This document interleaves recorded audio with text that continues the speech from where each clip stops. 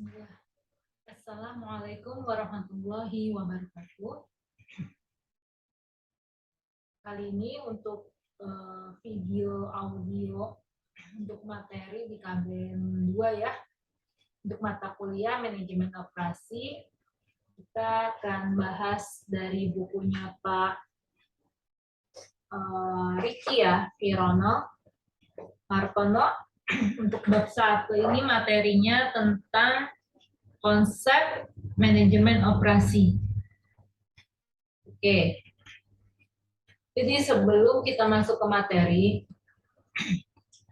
ada penjelasan untuk sebagai gambaran kalian. Jadi ada 3 fungsi penting dalam organisasi atau perusahaannya. Jadi dalam perusahaan itu pasti ada divisi-divisi yang fungsinya untuk membantu aktivitas perusahaan tersebut ya. Umumnya ada pemasaran, operasi, keuangan. Oke, ini dalam satu lingkup ya. Nah, semester ini kalian belajar tentang manajemen pemasaran, terus juga belajar tentang manajemen operasi, kemudian juga belajar tentang manajemen keuangan. Nah, basicnya pemasaran itu adalah menciptakan demand ya, permintaan ya. Bagaimana mencari demand permintaan akhirnya mendapatkan customer, yang customer itu finally membeli barang produk perusahaan ya. Kemudian kalau di operasi yang akan kita pelajari, kita basicnya menghasilkan operasi produk atau jasa ya, di mana produk atau jasa ini nanti akan dipasarkan ya, dipasarkan akhirnya ke konsumen, end user ya, konsumen sebagai end user ya. Ketika dipasarkan, konsumen dapat, akhirnya ada namanya keuntungan, revenue, akhirnya dapat profit ya. Nah, operasi ini, jadi back end-nya, belakangnya, bagaimana suatu produk atau jasa diciptakan ya. Kemudian, ada juga keuangan, kalian belajar manajemen keuangan ya. Ini sebagai pengelola keuangan, yang gunanya untuk memanage budgetingnya pemasaran berapa, budgetingnya operasi berapa, agar sesuai kebutuhan, tidak berlebih, karena kalau cash flow-nya itu terlalu kecil, itu bisa merugikan perusahaannya. Jadi fungsinya keuangan itu sebenarnya sebagai pengatur keuangan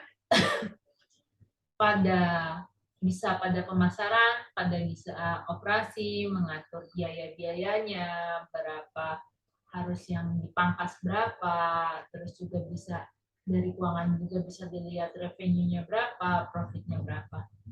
Nah, ini adalah pemasaran operasi keuangan ini adalah sistem ya, dalam sistem ini, dalam sistem perusahaan ini harus ada. Nah, kalian juga nanti akan belajar sumber daya manusia, manajemen sumber daya manusia. Nah, ini gunanya untuk apa? Karena manajemen sumber daya manusia, maka yang diolah adalah manusianya. Nah, dalam manajemen sumber daya manusia ini bagaimana menempatkan people di pemasaran, people di operasi, people di keuangan ini sesuai dengan kompetensi dan yang dibutuhkan oleh divisi-divisi ini. Nah, ini tugasnya manajemen sumber daya manusia. Jadi jelas ya. Jadi udah ada tugas-tugasnya dan fungsi paling utama sebenarnya how to manage people ya. Karena ketika kita paham people yang diinginkan seperti apa nanti akan mempengaruhi performanya, ya, kinerja kerjanya. Oke. Lalu, nah, kalau kalian lihat ini, gambar ini apa yang kalian pikirkan ya? Oke, karena ini audio, saya pengennya sih pas nanti di kelas kalian jelaskan ya, ketika kalian melihat gambar ini, ketika di sini ada banyak people di sini dengan memanah, kemudian ini ada sebuah corong diarahkan oleh satu orang, tujuannya untuk sesuai dengan titik ini apa ini ya? Oke, kemudian outline materi untuk bab 1 di bukunya Pak Ricky ini tentang konsep manajemen operasi. Ya, bab 1-nya materi utamanya, headline-nya itu konsep manajemen operasi. Di dalamnya ada apa nih? Nanti diawali dengan pengantar, kemudian model bisnis manajemen operasi, mempelajari tentang ini model bisnis manajemen operasi itu seperti apa, kemudian perencanaan operasi, nanti dibahas 5 hal penting ini, kemudian yang terakhir kinerja keuangan. Insya Allah hari ini pada kelas ini selesai 1 bab ya. Oke, pengantar, kita masuk pengantar. Jadi, setiap organisasi atau perusahaan harus memiliki visi dan misi sebagai arahan untuk mencapai tujuannya. Jadi diumpamakan, kalau di gambar tadi, sebenarnya bisa diungkapkan dengan visi misi ya. Jadi si orang ini punya arah, si perusahaannya mau kemana nih? Oh, tujuannya ke sini. Nah, jadi sumber daya yang ada itu diarahkan untuk mencapai tujuannya si perusahaan tersebut ya. Di buku ini Pak Riki membedakan antara organisasi dan perusahaan. Kalau organisasi jika lebih banyak menghasilkan jasa, kalau perusahaan jika menghasilkan produk ya. Kemudian di sini juga di bukunya dijelaskan visi itu merupakan tujuan kemana organisasi di masa datang. Jadi di situ jangka panjang ya. Di situ jangka panjang. Jangka panjang dalam artian berapa tahun, misalnya 10 tahun mendatang, mau jadi perusahaan atau organisasi yang menjadi first market leader, atau gimana gitu ya. Kemudian misi adalah bagaimana organisasi mencapai tujuan itu ya. Jadi cara-caranya ya. Jadi visinya kita tuh misalnya mau ke Cilegon. Oke, ketika kita mau ke Cilegon, itu visinya. Misinya apa? Oke, bisa naik bus, bisa naik kereta, bisa naik motor, dan itu cara-caranya disebut dengan misi. Bagaimana organisasi mencapai tujuan. Kita back to di sini lagi yang di Unsera visi misinya. Nah, visinya saya ini lagi kalau Unsera ingin menjadi universitas kompetitif di tingkat global ya. Dan misi-misinya ini hal-hal yang dilakukan oleh Unsera ada 1, 2, 3, 4 tahapan. Kemudian ditegaskan lagi tujuannya, kan visinya jangka panjang ingin kompetitif di tingkat global. Tujuannya ditajamkan lagi, menghasilkan lulusan yang berkarakter, berintelektual tinggi, mandiri, kompetitif di tingkat global. Nah, jadi tujuannya dirinci lagi ada 4 ya. Oke, kemudian visi dan misi diterjemahkan ke dalam strategi bisnis. Jadi, organisasi atau perusahaan ketika visi misinya jelas, itu bisa disebut sebagai strategi bisnisnya. Kalau dalam Unsera ini strategi bisnisnya, ya ini intinya ingin menjadi universitas yang kompetitif, ya. Oke, di sini dalam buku bisa dibuka halaman 2 ya. Visi dan misi lalu diterjemahkan ke dalam strategi bisnis dengan mempertimbangkan Yang satu konsumen dan pasar di mana organisasi perusahaan beroperasi. Ya, maksudnya organisasi atau perusahaan harus mempertimbangkan perilaku konsumennya, peraturan pemerintah dan budaya yang berlaku, kondisi demografisnya dan tantangan geografis yang dihadapi dan keadaan lainnya. Nah, jadi kalau ada perbedaan lokasi atau negara dan kota tentu mempengaruhi kebijakan dan pengaruh kerja yang akan dijalankan. Kemudian kalau konsumennya berpenghasilan tinggi memiliki harapan dan keinginan yang berbeda dengan konsumen yang berpenghasilan rendah. Begitu juga dengan kebijakan hari ini dan di masa mendatang harus disesuaikan dengan perubahan kondisi di dalam dan di luar perusahaan. Misalnya kebutuhan tenaga kerja, peraturan pemerintah, dan perubahan tuntutan konsumen. Nah, kemudian yang kedua, alokasi sumber daya organisasi dan perusahaan. Jadi ini berhubungan dengan modal yang dimiliki akan diolah sampai menghasilkan produk atau jasa yang dapat dijual kepada konsumen.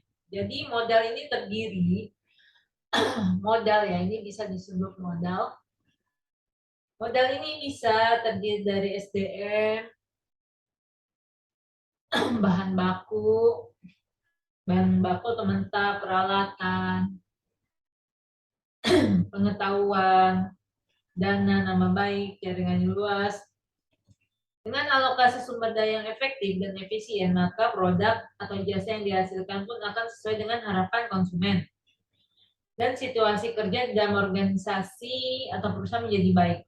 Jadi dengan alokasi sumber daya organisasi perusahaan ini, kepuasan konsumen terhadap produk atau jasa yang diberikan akan meningkatkan kesetiaan konsumen untuk terus membeli produk atau jasa dari organisasi tersebut. Hasilnya, penjualan akan terus meningkat, situasi kerja yang baik akan membuat karyawan setia kepada organisasi dan selalu berusaha memberikan yang terbaik untuk organisasi perusahaan. Jadi ini berpengaruh terhadap konsumennya, juga terhadap karyawannya.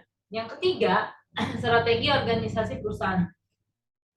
Jadi bentuk dari visi dan misi dan tujuan perusahaan itu diterjemahkan sebagai strategi dan program kerja di setiap bidang perusahaan ya. Kemudian yang keempat, profit keuntungan yang dicapai.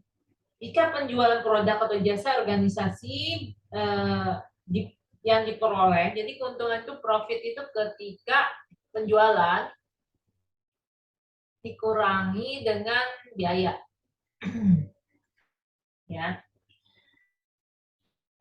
Keuntungan ini bisa dialokasikan lagi untuk investasi perusahaan di masa depan dan simpanan dana untuk menjamin kegiatan organisasi atau perusahaan sehari-hari.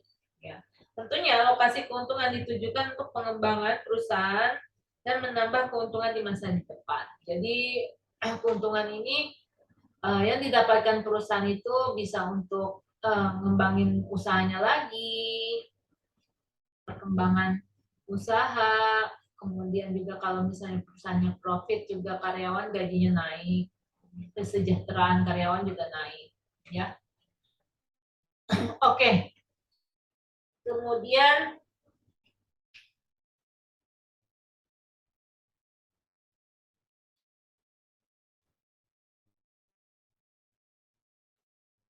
kita akan membahas tentang manajemen operasi. Jadi tadi kita bicara tentang pengantarnya visi misi dan kemudian kita akan bahas tentang manajemen operasi ya. Jadi di sini masuk ke model bisnis manajemen operasi ya. Ini masuk model bisnis. Ini masuk ke model bisnis.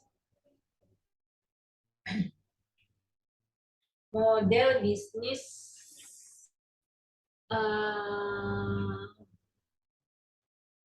manajemen operasi. Nah, manajemen operasi tersendiri adalah salah satu komponen strategi pendukung visi dan misi organisasi perusahaan yang mencakup pengolahan input menjadi output. Ya. Jadi dia kayak tadi salah satu dari komponen strategi bisa dibilang ya, berupa barang dan jasa. Nah, ilustrasinya model bisnis manajemen operasi ini seperti ini ya. Jadi input diproses menghasilkan output. Kalau ada hal umpan balik dari customer itu bisa menjadi masukan ya untuk memperbaiki produk atau jasa yang dihasilkan. Nah, di sini untuk input ini dibutuhkan sumber daya. Nah, ada sebutan 5M, man, manusia, material, bahan baku, metodenya gimana, mesinnya seperti apa, maninya modalnya seperti apa. Nah, ini input yang dibutuhkan. Kemudian ada prosesnya disebut transformasi, yaitu proses perubahan dari input ke output. Yang biasanya ini ada proses penambahan nilai ya. Jadi proses di sini harus efektif dan efisien. Efektif itu artinya sesuai dengan tujuannya, efisien itu cost-nya rendah ya, waktunya singkat, ya. Efektif, hasil optimal, ya.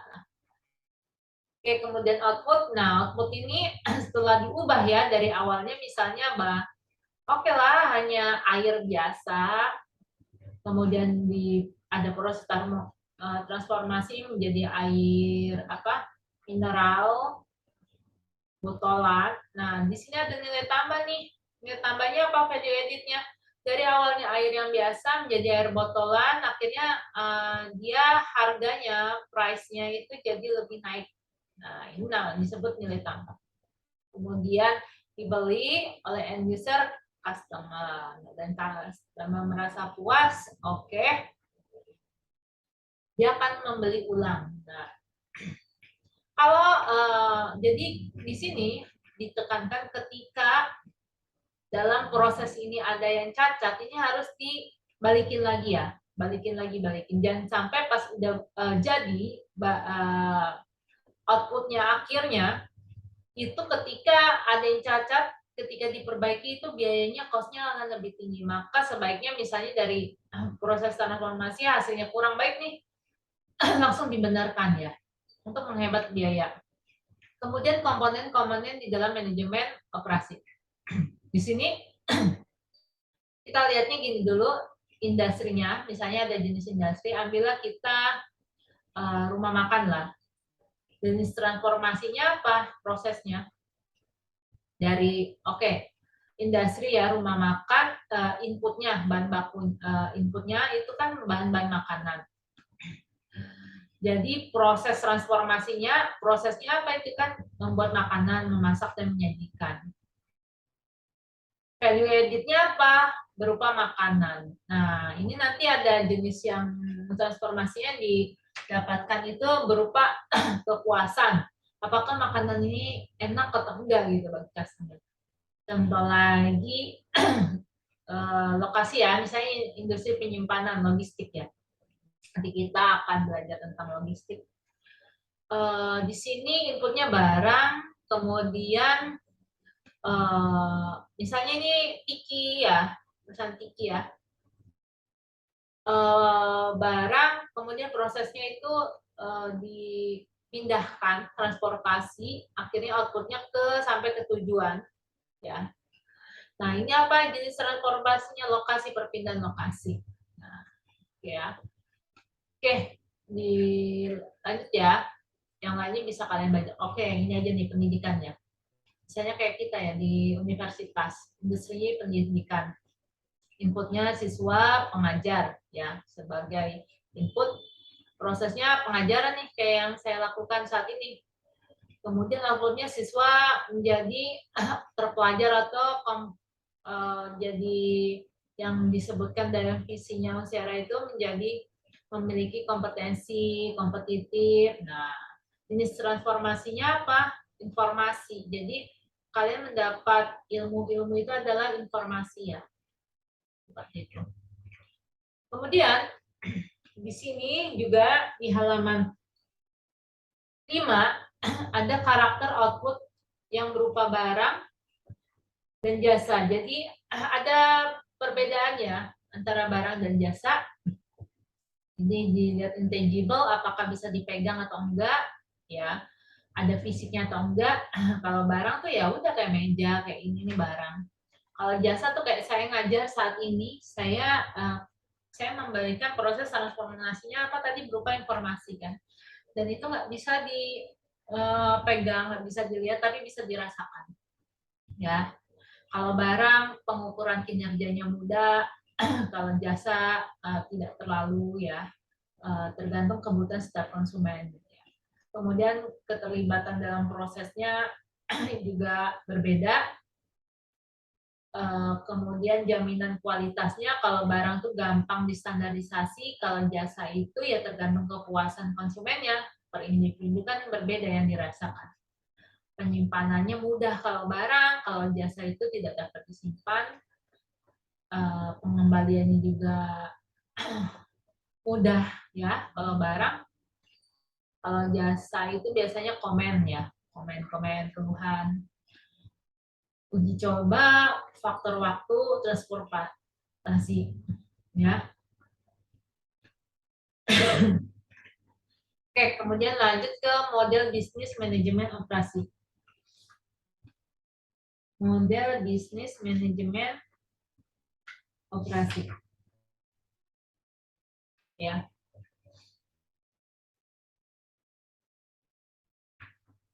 Oke, di sini sama ya, model bisnis manajemen operasi kayak sebelumnya. Kayak gambar yang ini ya. Gambar ini.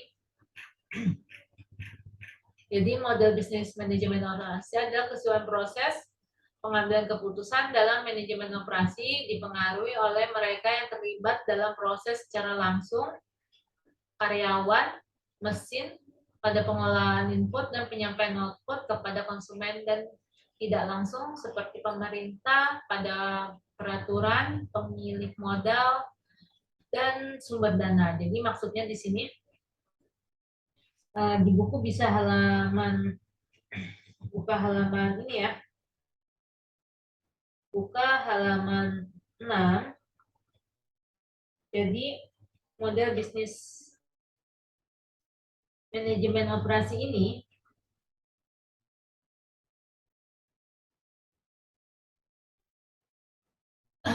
dia ada yang namanya stakeholder ya.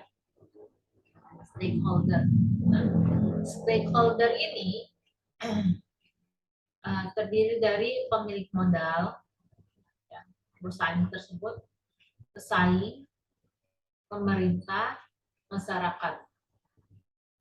Jadi perusahaan dalam beroperasi tidak hanya berkaitan dengan perusahaan tersebut sama konsumen gitu, nah, tidak. Tetapi ada bagian-bagian yang ikut mempengaruhi jalannya suatu operasi perusahaan ya. Di sini dikatakan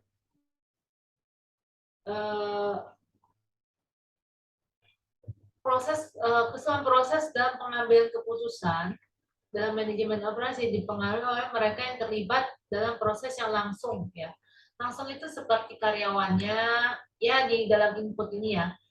Mesin pengolahan input dan penyampaian output kepada konsumen. Jadi ini proses langsungnya ya. Proses langsung ini, proses langsung. Kemudian proses tidak langsung ada kebijakan pemerintah, pemilik modal pada sumber daya. Jadi bisa dibilang ini stakeholder yang ini adalah tidak langsung ya. Kalau ini kan perusahaan nih, ini langsung. Nah, seperti itu ya. Kemudian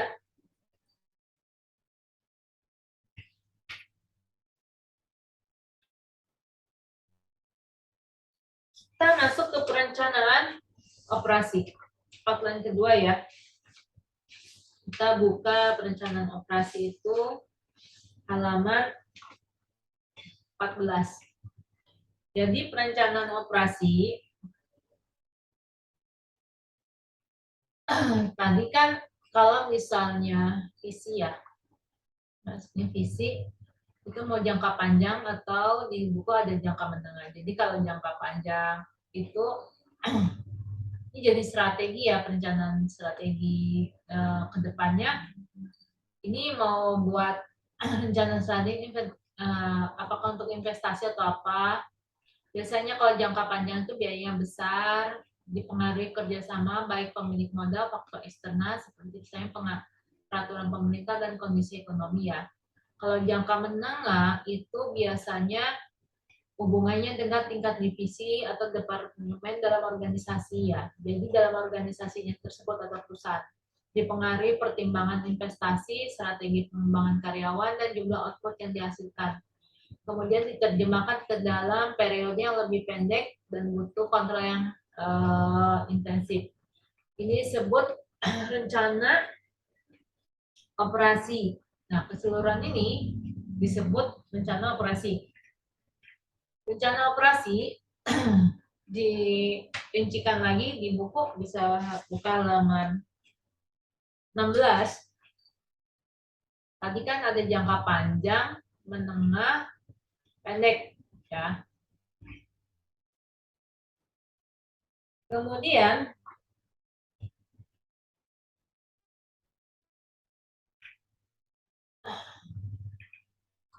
di sini kalau jangka panjang itu disebut juga sebagai jenis strategi perencanaan strategis. Kalau jangka menengah perencanaan bisnis, kalau yang pendek ini pelaksanaan dan kontrol ya. Jadi kalau jangka panjang itu apakah konsepnya apakah menentukan konsumen dan pasar, produk dan proses transformasi, kebijakan pembelian aset, tanah, bangunan. Jadi kalau mau scale up ya, scale up, memperluas bisnisnya ini bisa masuk ke jangka panjang. Kalau jangka menengah itu biasanya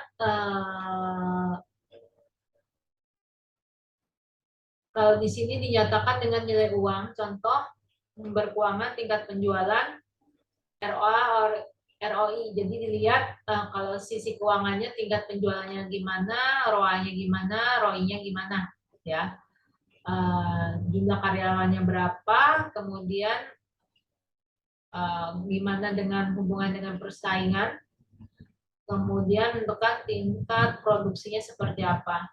Kalau jangka pendek dia hanya ini aktivitas rutinitas biasa yang dilakukan kemudian dikontrol seperti itu ya. Oke, kemudian kita lanjut dalam ini masih perencanaan operasi ya.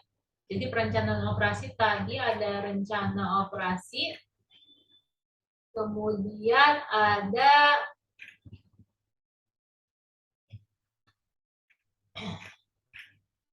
product life cycle ya.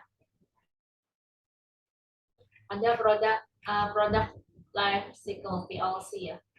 Oke, product life cycle ini kita bisa lihat ya dalam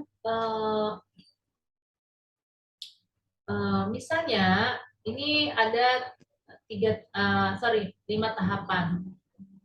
Ketika produknya itu tumbuh atau jasanya baru mulai, kemudian tumbuh, matang, menurun, kemudian barangnya sudah mati. Nah, di sini bisa dilihat dalam product life cycle pengenalan barang ya di sini introduction kalian bisa baca halaman 14. Dalam perencanaan strategi terkait produk atau jasa yang dihasilkan dan mempertahankan order winnernya, apa tadi order winner itu adalah keputusan customer yang akhirnya membeli barang kita, ya. Organisasi atau perusahaan harus mempertimbangkan kondisi produk life cycle, jenis proses produksinya, serta jumlah dan variasi barang yang diproduksi. Perencanaan ini bertujuan untuk menghasilkan produk sesuai jumlah, jenis, kualitas, dan waktu yang dibutuhkan dengan biaya produksi yang seoptimum mungkin. Tahapan PLC ya, introduction, pengenalan di sini. Sehingga butuh biaya pemasaran yang tinggi ya. Hal ini untuk meningkatkan pangsa pasar, selain itu juga butuh dukungan R&D yang baik. Jadi di sini tuh biasanya karena barangnya baru itu biayanya tinggi ya untuk pengenalan produknya. Kemudian kerja R&D ini harus penting untuk mendesain, membuat produk itu yang benar-benar yang profitable, sustainable, dan diinginkan oleh customer. Growth, kemudian produk itu tumbuh. Produk atau jasa mulai diterima masyarakat, tingkat produksi dapat ditingkatkan, biaya produksi per unit menurun, sehingga memungkinkan menurunkan harga jual. Ya. Di tahap ini persaingan mulai naik karena beberapa perusahaan tertarik untuk menjual produk jasa yang sama. Jadi dibutuhkan pengiriman barang yang konsisten untuk dapat bersaing. Sementara itu, jika sebuah produk tidak mencapai tahap ini, maka tidak ada perusahaan lain yang akan menjual produk atau jasa yang sama karena dianggap tidak menarik. Jadi di sini ketika tumbuh biasanya tumbuh juga pesaing ya. Untuk barang yang sama. Nah caranya nganin pesaing, harga jangan diturunin. Maka kita layanannya dibagusin ya, ditingkatkan. Kemudian maturity, produk mulai mantap di pasar, penjualan berada pada tingkat tertinggi dan mulai muncul produk atau jasa saingan. Oke, sama ya kayak growth. Dalam tahap ini order winner atau keputusan konsumen untuk membeli barang tersebut berupa harga jual dan pengiriman produk atau jasa harus cepat dan konsisten.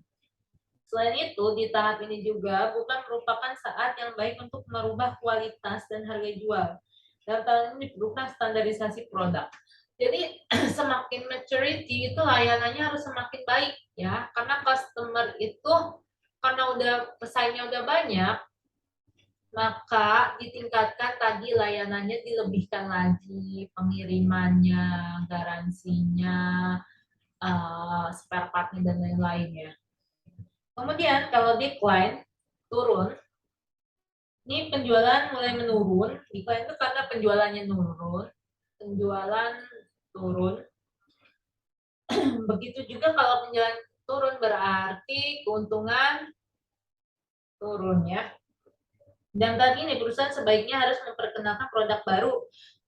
Ketika udah mulai decline, ini perusahaan harus bikin produk baru ya.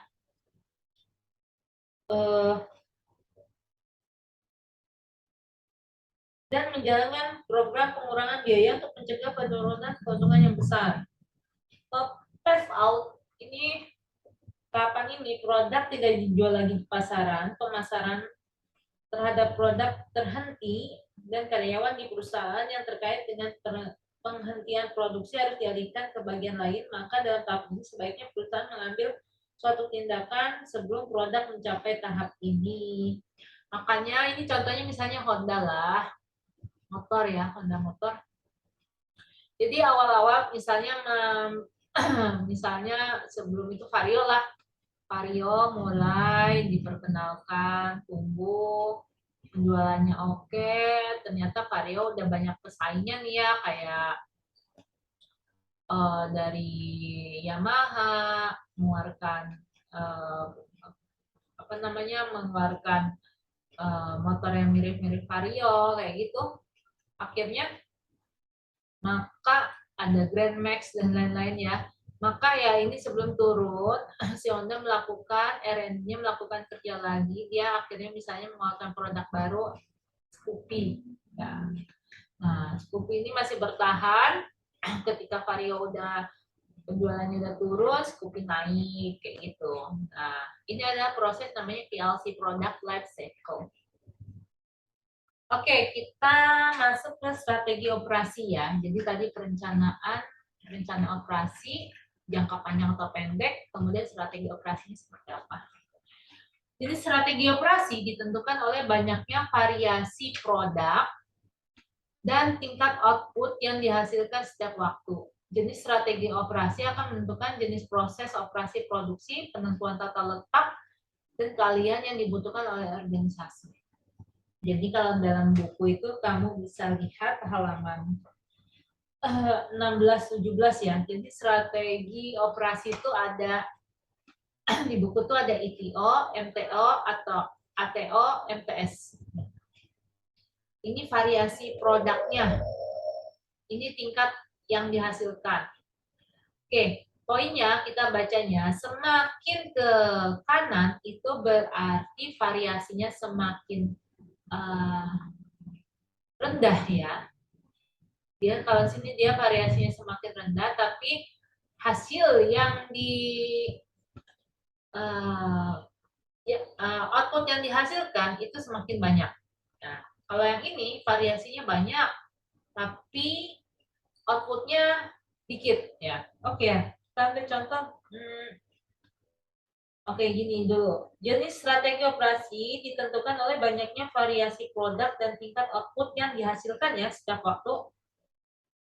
Di sini ada ETO, Engineer to Order ya, ETO ya, Engineer to Order. Ini di ETO ini dia itu variasinya banyak, tapi outputnya yang dihasilkan rendah. Nah, kenapa? Ya, karena tahap ITO ini perlu mendesain dulu, bahan bakunya harus diorder dulu. Setelah deal ya, setelah sepakat. Jadi ITO ini produk atau jasa dirancang secara unik berdasarkan permintaan khusus dari konsumen. Setelah disepakati desain produk atau jasa antara produsen dan konsumen, maka dimulailah pengiriman bahan mentah dari pemasok sesuai permintaan perusahaan. Perusahaan tidak menyimpan bahan mentah sampai dibutuhkan, sehingga total waktu sampai konsumen menerima produk atau jasa dimulai dari kesepakatan antara produsen dan konsumen ditambah waktu untuk desain produk dan jasa, waktu proses transformasi, dan waktu pengiriman kepada konsumen.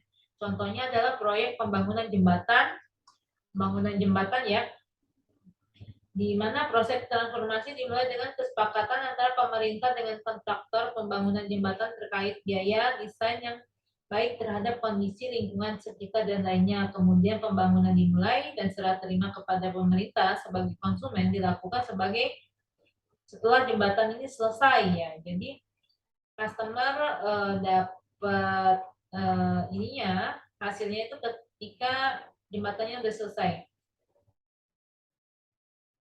Oke, kemudian ini contohnya pembuatan jembatan. Kalau MTO, make to order, ini produksi dimulai setelah permintaan diterima, produk dibuat dari bahan mentah yang sudah standar. Jadi bahan mentahnya, bahan bakunya itu udah ada dan udah ada standarisasi.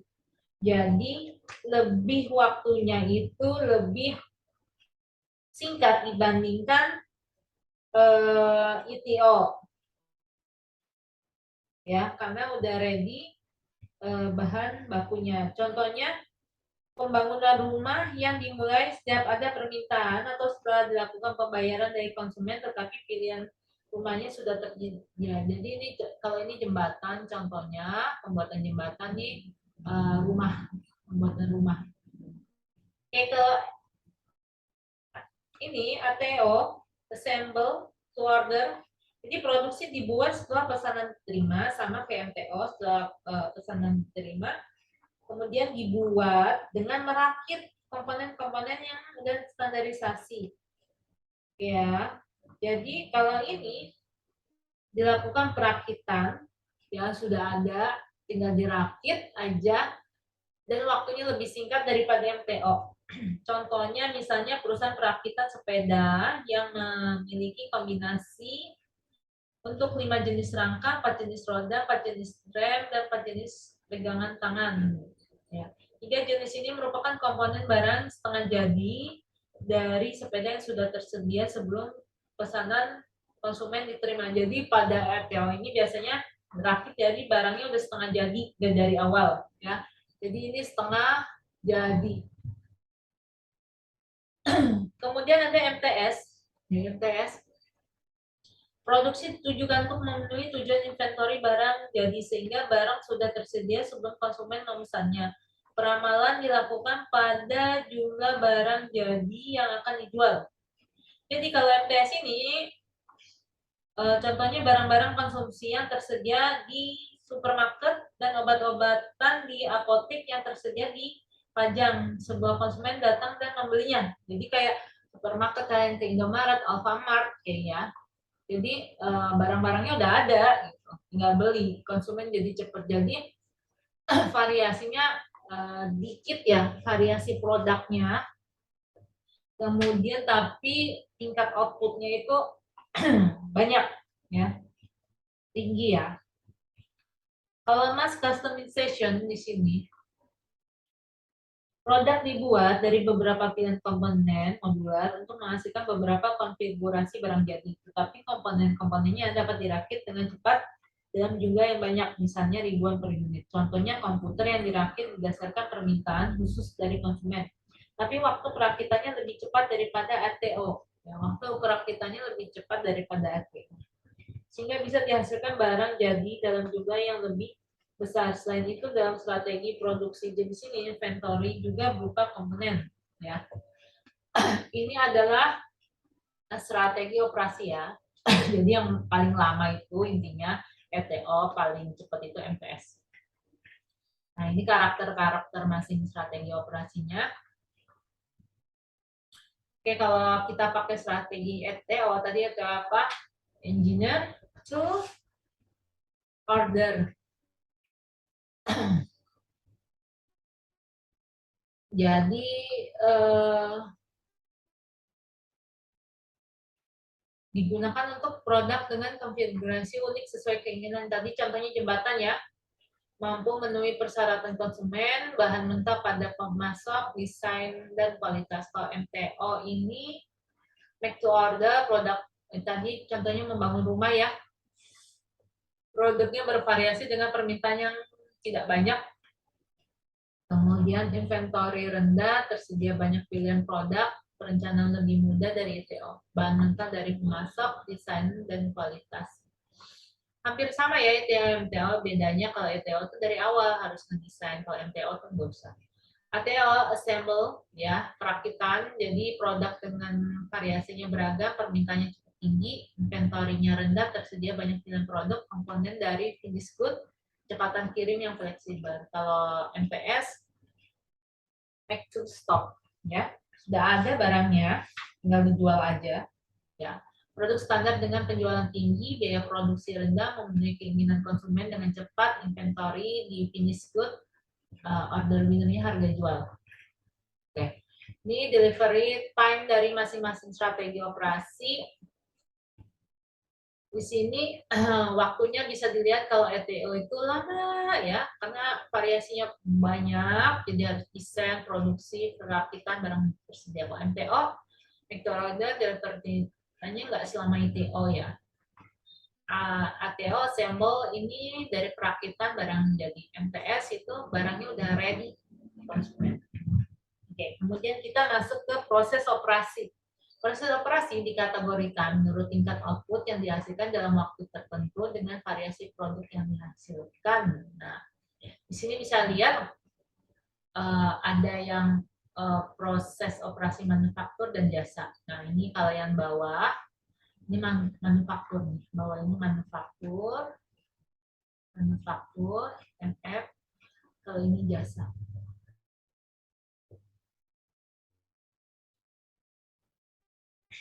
Jadi dalam manufaktur itu ada yang disebut project, ya prosesnya, ada yang disebut job shop, ada yang get cellular, ada repetitif, ada flow. Ya. Kemudian kalau jasa itu ada professional service, service shop, sama mass service. Jadi semakin prosesnya semakin ke atas, misalnya semakin project, professional service, itu variasi produknya itu semakin tinggi dan beragam juga, ya. Kalau semakin bawah, berulang, semakin mudah prosesnya. Kalau ini sedikit rumit, kalau ke atas, kalau ini berulang, semakin mudah, ya. Oke, kemudian tata letak proses. Jenis tata letak proses dipengaruhi oleh banyaknya variasi produk dan tingkat produksi atau output.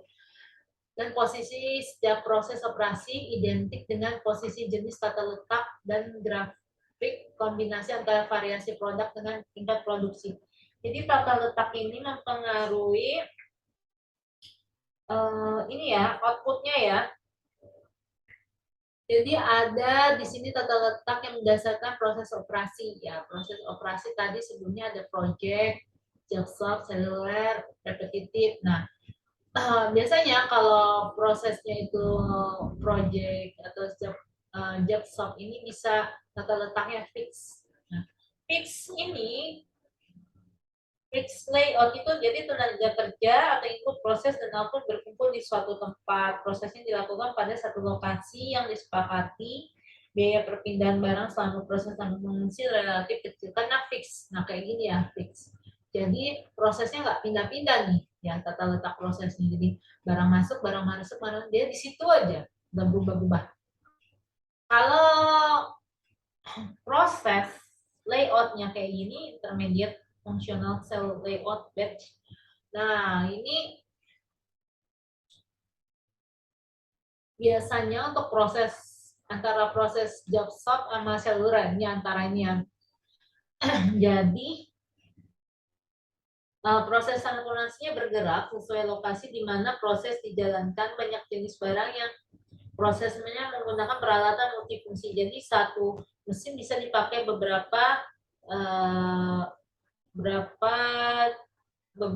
satu mesin bisa menghasilkan untuk beberapa produk. Kontrol terhadap inventory dan proses transformasi cukup kompleks dan biayanya tinggi, serta lead time itu waktu tunggunya yang tinggi. Peralatan pada proses transformasi dikelompokkan menurut kegunaannya. Contoh di sebuah rumah makan, peralatan masak dikelompokkan tersendiri dan terpisah dari peralatan penyajian makanan yang juga dikelompokkan tersendiri. Ya. Oke, kayak tadi contohnya rumah makan itu misalnya kan kalau kita mau masak kompornya misalnya ada 5 ya, kan itu juga ada waktu tunggunya dan bisa untuk memasak beberapa macam masakan. Nah kayak gini ya, jadi dia berubah-berubah. Jadi proses A ke B ke C, tapi proses A yang dari sini bisa ke B atas, bisa ke B bawah, kemudian balik ke A, kemudian ke C. Nah ini jadi bisa intinya alurnya ini bisa alur untuk proses produk 1, produk 2, produk 3 itu bisa melewati beberapa alat ya. Kemudian yang ini product layout. Product layout low continuous repetitive stasiun kerja pada proses transformasi diletakkan berurutan kayak ini berurutan ya. Prosesnya berjalan pada kecepatan yang tetap dan inventory di antara stasiun kerja relatif sedikit. Proses ini membutuhkan modal awal yang tinggi dibandingkan dengan harga jual produk akhir. Rute proses sama dan jumlah yang dihasilkan tinggi. Jadi rutenya sama, sealur, hasilnya tinggi. Contohnya pada sebuah kantor penjualan tiket kereta api, peralatan untuk mencetak dan membayar tiket diletakkan sesuai urutan dan lokasinya tetap. Produk akhir sama yaitu tiket kereta api, yang membedakan adalah nama tujuan yang dicetak pada setiap tiket. Nah, kayak ini ya. Dan kemudian ada desain produk. Desain produk, tahap terakhir pada strategi operasi adalah mempersiapkan produk atau jasa yang akan dijual. Tahapan terstruktur sebuah produk dimulai dari pengembangan konsep, mendesain, evaluasi, dan desain akhir. Setelah desain akhir, barulah produk dan jasa mulai dihasilkan. Jadi tahapannya mengembangkan konsep dulu, ada ketidakpastian terhadap desain produk, akhirnya tinggi karena belum tahu seperti apa. Biasanya dia menghasilkan prototipe, memilih konsep, terus tahap desain awalnya gimana, evaluasi perbaikan, kemudian prototipe dan desain akhir. Ketidakpastian terhadap desain produk akhir rendah. Oke, kemudian materi selanjutnya di sini kita membahas tentang kinerja keuangan. Hal yang penting dalam kinerja keuangan ada namanya ROI dan ROA. Kalau I itu investment, A itu aset. ROI return on investment. Jadi mengukur efektivitas tingkat investasi terhadap tingkat pendapatan. Jadi kita misalnya menginvest suatu project, apakah nilainya ROI-nya tinggi atau enggak. Jadi kalau semakin tinggi itu maka semakin disukai. Nilai ROI dengan biasanya digunakan dengan persentase ya. Kalau ROA, return on asset, mengukur tingkat keuntungan dari aset perusahaan dalam mendatangkan pendapatan, berguna untuk membandingkan kinerja perusahaan yang berkompetensi dengan industri sejenis.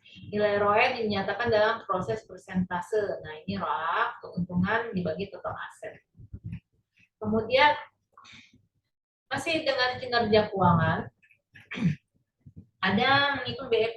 BEP aja break-even point ya.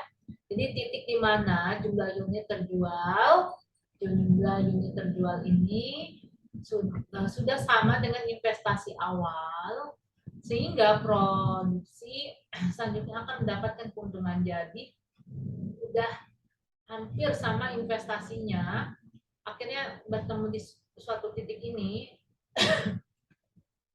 Ketika ketemu ini, maka ini disebut BEP. Maka harga jual ketika udah lebih ini udah untung. Kalau di bawah ini masih di sini rugi, di sini untung.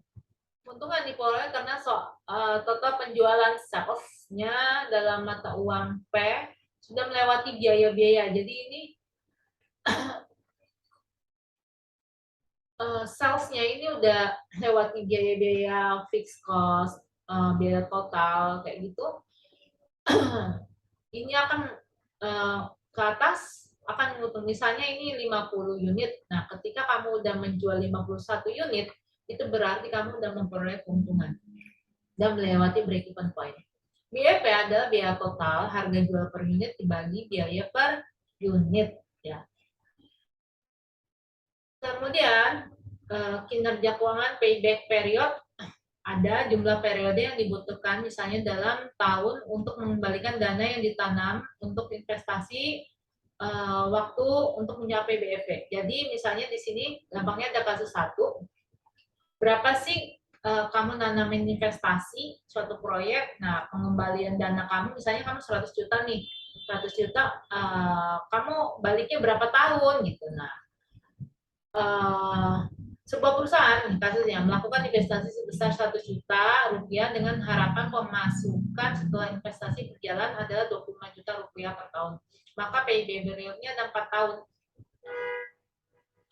Dapat dari mana? Dapat dari 100 juta dibagi 25 juta, jadi 4 tahun. Kemudian kasus 2, sebuah perusahaan menanamkan investasi sebesar 100 juta dengan perkiraan pendapatannya. Kalau ini perkiraan pendapatan per tahunnya tetap ya, jadi mudah. Oh, ketemu 4 tahun. Kalau ini berbeda-beda setiap tahunnya, maka payback periodnya gimana? Jadi payback periodnya jadi kayak gini ya. Jadi dari tahun ke-0 kan dia investnya itu 100 juta nih. Minus cash flow-nya akumulasi minus. Tahun pertama dia pengen dapat keuntungan 20, maka ini jadi minus 80 akumulasinya, tahun kedua jadi 25, minus 55, tahun ketiga 27, minus 28, tahun keempat 40 dia jadi plus, tahun kelima 42 jadi plus. Maka dengan demikian ngitung payback-nya kayak gini. Payback periodnya tahun akumulasi negatif terakhir. Nah, ini tahun akumulasi negatif terakhir. Tahun ketiga ya. Ditambah nilai negatif terakhir yang dipositifkan. Nah, ini nilai negatif terakhir nih, min 28 dipositifkan jadi 28, Kemudian cash flow pada tahun setelah nilai negatif terakhir yang ini 72. Yang ini 40 ya. Nggak kelihatan. Ya kan ini tahun ketiga. Nah, oke. Yang dipositifkan ini, kemudian cash flow pada tahun setelah nilai negatif, cash flow-nya ini 40. Jadi 3 tambah 28 per 40, jadi payback periodnya 3,7 tahun kamu bisa mendapatkan investasimu kembali ya, 100 juta. Oke, untuk selanjutnya ada tugas 1 ya, tugas pertama bisa dikerjakan kelompok atau individu. Soal latihan 28 sampai 27, pilihan halaman 28 sampai 27, halaman 28 sampai 27 ya. Dikumpulkan via sepada, sedangkan batas on time-nya -1 ya. Jadi boleh diketik, boleh dituliskan. Oke ya, materinya untuk hari ini bab 1 sudah. Nanti kamu pelajarin lagi, kita bertemu di kelas. Terima kasih. Wassalamualaikum warahmatullahi wabarakatuh.